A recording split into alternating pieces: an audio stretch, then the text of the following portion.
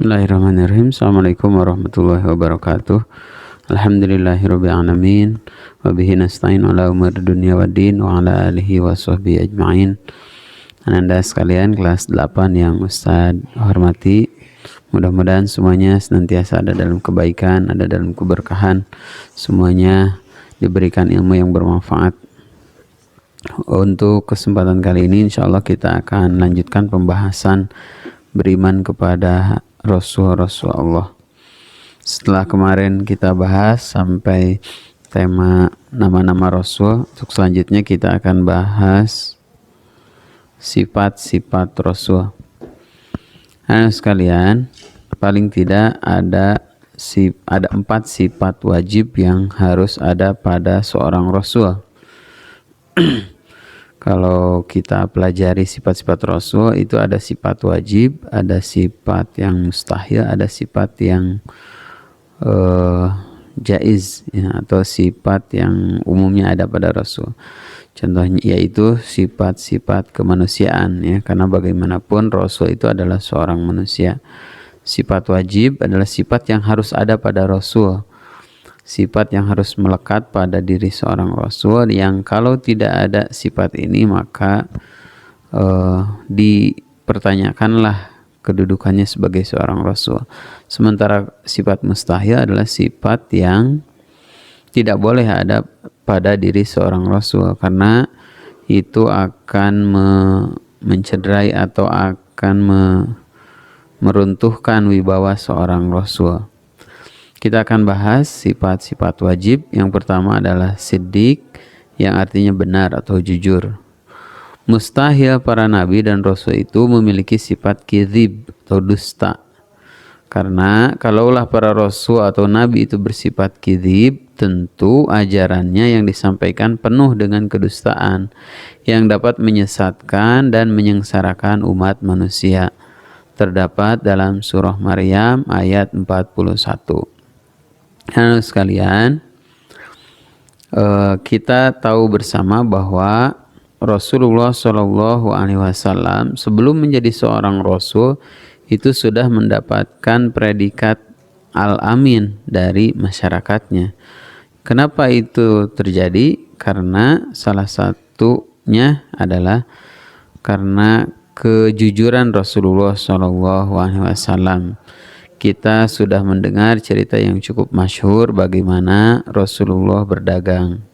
Rasulullah kalau berdagang itu tidak sekedar membaguskan dagangannya, tapi juga beliau jujur kalau ada dagangannya, barang dagangannya yang ada kekurangan. Misal ada jualan baju, misal ada bolongnya, maka Rasulullah sampaikan kepada pelanggannya.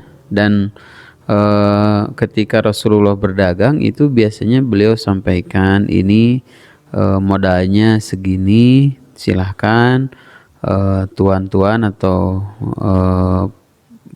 pembeli silahkan mau memberi keuntungan berapa, begitu.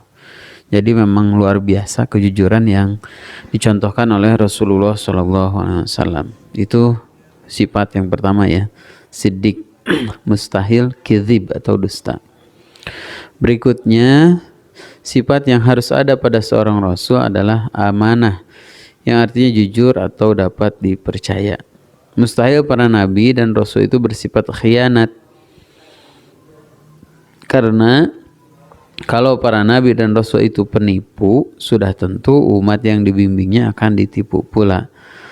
Terdapat dalam surah Ali Imran ayat 79 ya. Hampir sama sekalian dengan sifat siddiq. Siddiq itu lebih ke benar, kalau amanah lebih ke jujur ya, dapat dipercaya ya.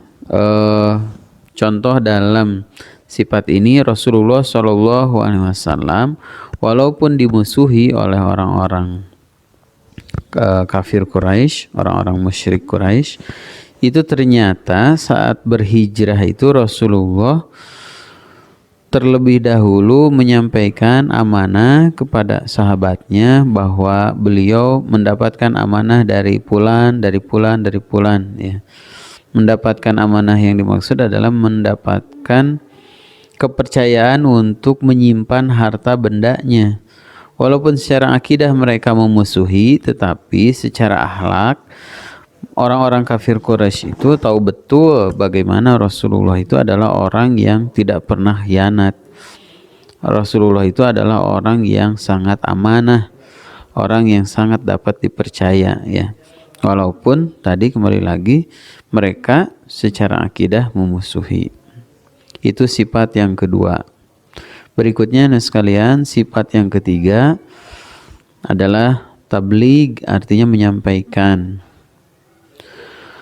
Maksudnya para nabi dan rasul itu wajib menyampaikan risalah atau ajaran-ajarannya Allah yang diterimanya kepada umat manusia agar dijadikan pedoman hidup oleh mereka. Mustahil para nabi dan rasul itu bersifat kitman atau menyembunyikan dan tidak menyampaikan risalah yang diterimanya kepada umat manusia. Jika para nabi dan rasul itu bersifat kitman, tentu umat manusia tidak mempunyai pedoman hidup yang bersumber dari Allah, sehingga mereka akan mengalami kehancuran dan kebinasaan. Terdapat dalam surah Al-Maidah ayat 67. Rasulullah SAW atau para rasul itu harus bersifat tabligh atau menyampaikan apa-apa yang mereka dapatkan dari Allah Subhanahu wa taala, maka harus disampaikan kepada umatnya dan tidak boleh ada yang disembunyikan, tidak boleh ada yang dikurangi, ya. Bahkan kalaupun itu agak misal meluruskan pribadi beliau, tetap itu disampaikan. Contoh bagaimana Rasulullah SAW Allah luruskan dalam surah Abasa, ya.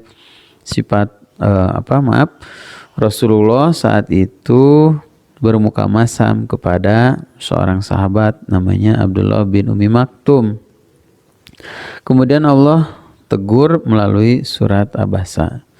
Nah, surat Abasa itu tetap sampai kepada kita, ya.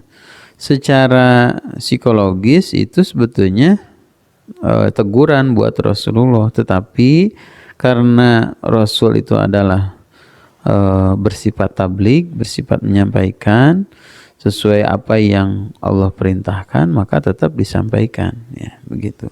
Dan sekali lagi tidak ada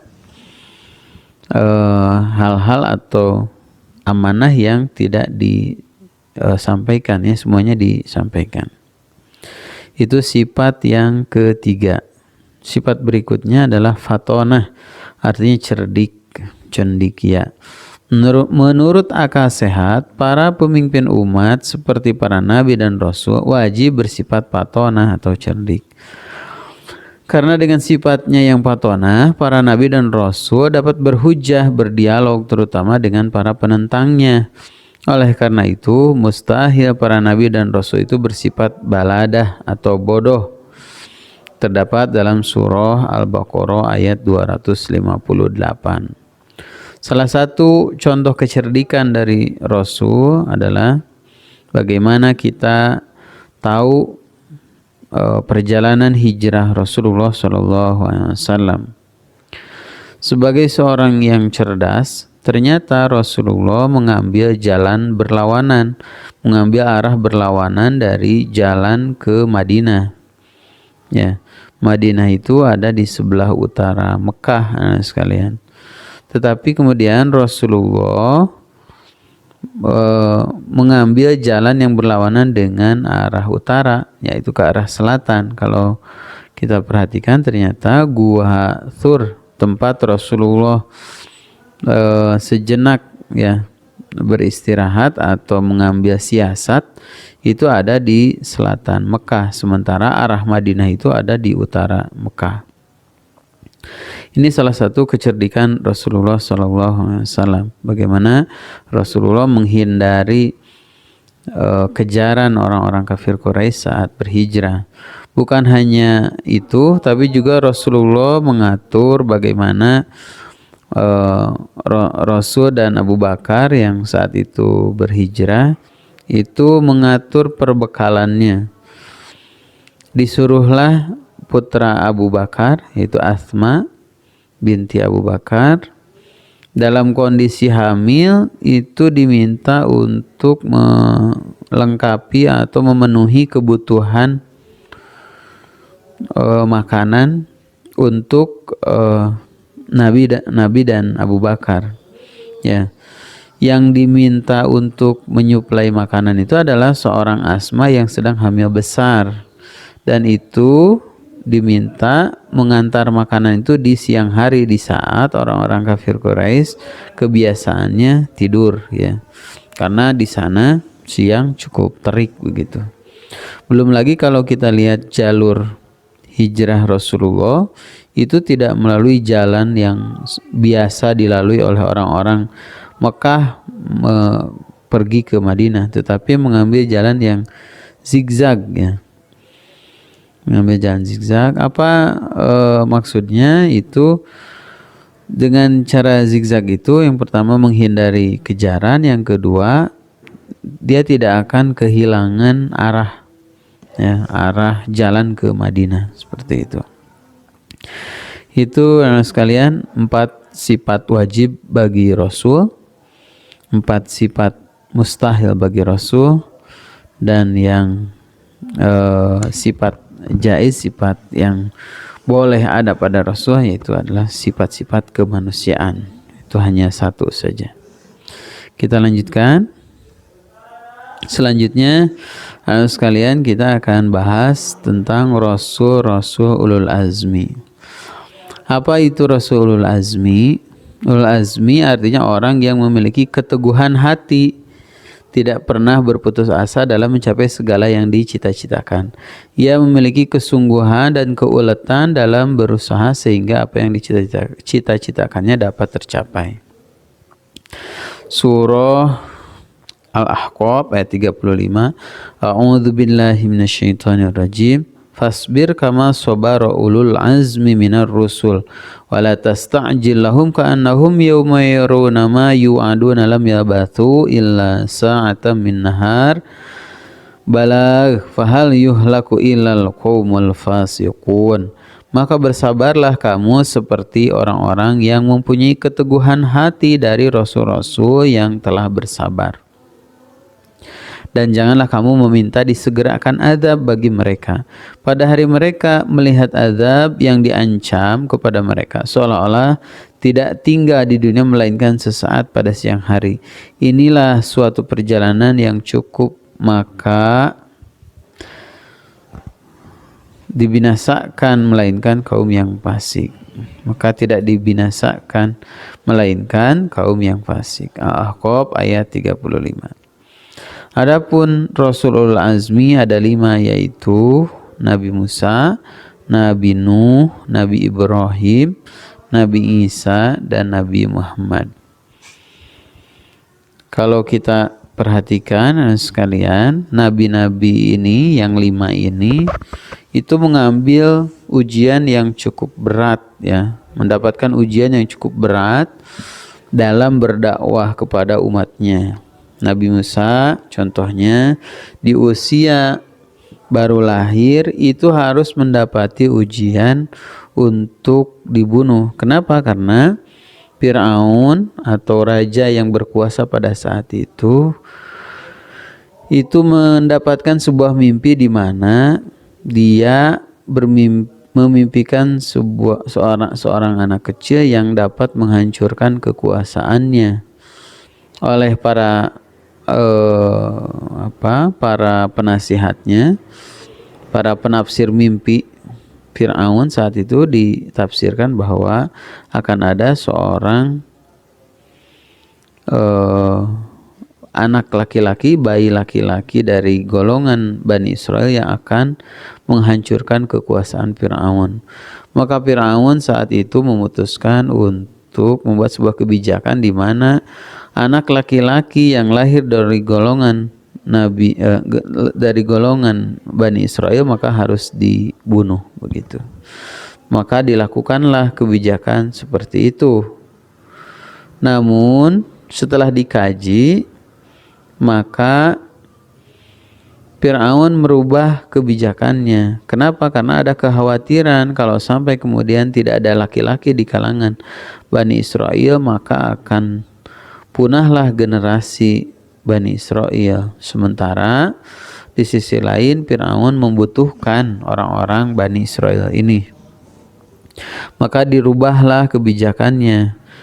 Dibuat setahun sekali. Jadi ada misal tahun ini semua bayi laki-laki dari Bani Israel itu dibunuh. Tahun berikutnya dibiarkan. Maka tidak heran kemudian kita mendapati Nabi Musa dan Nabi Harun itu berbeda kisah di waktu kecilnya. Nabi Musa itu lahir di masa tahun diberlakukannya bayi laki-laki di kalangan Bani Israel dibunuh. Sementara Nabi Harun itu berbeda, ya, dibiarkan hidup begitu. Nabi Musa belum lagi nanti setelah beranjak dewasa dia dikejar juga sama Fir'aun karena upayanya membela Bani Israel dari orang-orang Kipti, ya, dari orang Mesir asli. Dia harus menjauh dari istana dari Fir'aun, pergi ke negeri Madian. Terus nanti di akhir perjalanan hidupnya Nabi Musa juga harus mendapati kejaran Fir'aun, ya, ke laut mati, ke laut bukan ke laut mati, ke laut merah, ya, yang kemudian dengan keyakinannya yang mendalam akhirnya Nabi Musa mendapatkan mukjizat berupa kemampuan membelah lautan, ya. Itu sepenggal kisah Nabi Musa. Nabi Nuh juga sama, ujiannya cukup berat di mana para kaumnya tidak mau mengikuti dakwah Nabi Nuh. Bahkan disebutkan dalam Al-Quran Nabi Nuh itu berdakwah kurang lebih 950 tahun, ya. Kebayang, ya, kita aja usianya umat Nabi Muhammad rata-rata paling 63 tahun, 60 tahun lah begitu. Ini Nabi Nuh berdakwahnya saja 950 tahun. Sementara kaumnya tidak mau mengikuti, bahkan anaknya sendiri tidak mengikutinya. Nabi Ibrahim juga berat ujiannya. Dia dibakar oleh Namrud, kemudian diminta untuk berhijrah, ya, ke daerah Syam. Nabi Ibrahim aslinya dari daerah Babilonia atau Irak sekarang, suruh berhijrah ke daerah Syam. Kemudian juga diuji lagi oleh Allah Subhanahu wa taala dengan disuruh menempatkan istri dan anaknya yang tercinta yaitu Hajar dan Ismail di lembah yang tidak berpenghuni, yaitu di lembah Mekah, di mana waktu itu Mekah belum seramai sekarang, belum ada orang gitu, tanpa perbekalan yang memadai, ya. Terus setelah besar pun Nabi Ibrahim masih diuji dengan diminta untuk menyembelih Nabi Ismail gitu. Nabi Isa tak kalah beratnya ujiannya. Bagaimana di awal kehidupannya saat bayi Nabi Isa dituduh merupakan hasil zina, ya. Ya. Nabi Isa tidak punya ayah. Setelah besar pun ujiannya juga berat, ya. Menjelang akhir kehidupannya juga Nabi Isa mau disalib begitu. Walaupun kemudian Allah selamatkan dengan ada orang yang diserupakan dengan Nabi Isa. Begitupun Rasulullah SAW, Nabi Muhammad SAW, Rasulullah juga mendapatkan ujian yang cukup berat, ya. Sebelum genap usianya 6 tahun atau sebelum lahir sudah kehilangan ayah. Sebelum genap 6 tahun sudah kehilangan ibu, ya. Dia harus hidup bersama pamannya, kemudian bersama kakeknya, kemudian kakeknya juga meninggal, hidup bersama pamannya yang cukup ya cukup miskin ya, tidak punya harta benda yang cukup. Akhirnya Nabi juga harus menggembala kambing, harus mengikuti pamannya berdagang ke daerah Syams. Antara Syam dengan Mekah itu cukup jauh sekalian ya, berbeda negara kalau sekarang ya. Itu contoh-contoh sikap bagaimana Rasul ulul azmi, orang-orang yang punya keteguhan yang kuat dari kalangan Rasul. Allah sampaikan ceritanya, mudah-mudahan kita bisa meneladaninya. Berikutnya, terakhir sekalian, apa sih hikmah beriman kepada Rasul-Rasul Allah? Yang pertama, mengetahui betapa besarnya kasih sayang Allah kepada hambanya, sehingga diutus beberapa nabi untuk membimbing dan memberikan petunjuk untuk kebahagiaan manusia, baik di dunia maupun di akhirat. Sekalian, kita sering mendengar bahwa manusia itu aslinya adalah penduduk surga. Ya, di dunia ini hanya sementara saja. Kita semuanya harus kembali ke surga. Nah, tapi untuk kemudian kembali ke surga itu butuh petunjuk, butuh bimbingan. Dari mana kita mendapatkan bimbingan itu? Tidak lain dan tidak bukan dari Rasulullah SAW. Ya, dari Rasulullah ada petunjuk-petunjuk sekaligus juga contoh-contoh pelaksanaannya. Bagaimana kita sholat, bagaimana kita beribadah pada Allah Subhanahu wa taala. Ya, itu Rasulullah contohkan. Berikutnya, hikmah yang kedua yang bisa kita ambil, kita selalu bersyukur kepada Allah Subhanahu wa taala karena mengutus nabi sebagai pembimbing keselamatan kita. Itu adalah merupakan nikmat yang amat besar. Ya. Kita harus berterima kasih kepada Allah Subhanahu wa taala atas kemahamurahannya kemudian mengutus nabi untuk membimbing keselamatan kita. Yang ketiga, hikmah beriman kepada Rasul adalah melahirkan rasa cinta dan ta'zim kepada Rasul karena mereka berhasil mengemban amanah dari Allah Subhanahu wa taala walaupun dihajar oleh beberapa tantangan dan rintangan. Namun risalah tersebut tetap tersebar sampai saat ini. 1400 tahun yang lalu, 1400 tahun lebih ya Rasulullah berdakwah dan akhirnya sampai kepada kita. Kita alangkah tercelanya bagi orang-orang yang kemudian menganggap peran Rasulullah kecil atau bahkan mengingkarinya begitu. Rasulullah dengan berbagai penderitaannya, dengan berbagai perjuangannya itu berusaha agar kemudian kita selamat ya. Kalau kita baca kisah wafatnya Rasulullah SAW, maka kita akan mendapati ungkapan Rasulullah terakhir itu adalah ummati, ummati, ummati ya. Umatku, umatku, umatku. Itu menggambarkan betapa cintanya Rasul kepada kita semuanya sebagai umatnya. Alangkah kemudian tidak berterima kasihnya kita kalau kemudian kita menganggap peran Rasulullah itu kecil. Selanjutnya yang terakhir, hikmah beriman kepada Rasul adalah kita dapat mengetahui jejak-jejak Rasul-Rasul Allah, sehingga makin mantaplah keyakinan akan kesempurnaan Islam yang dibawa Nabi Muhammad SAW dan makin teguh berpegang pada ajaran Tuhan yang maha sempurna. Hadirin sekalian, adanya kisah-kisah Rasulullah SAW atau kisah-kisah Rasul sebelumnya, kisah Rasul terdahulu itu membuktikan bahwa benarnya ajaran yang beliau sampaikan ya. Itu dibuktikannya bagaimana misal Al-Quran bercerita tentang Fir'aun. Itu secara detail disebutkan bahwa jasad Fir'aun itu diselamatkan, jasadnya kemudian diselamatkan, kemudian dimumifikasi sehingga jasadnya awet dan terbukti ternyata ada salah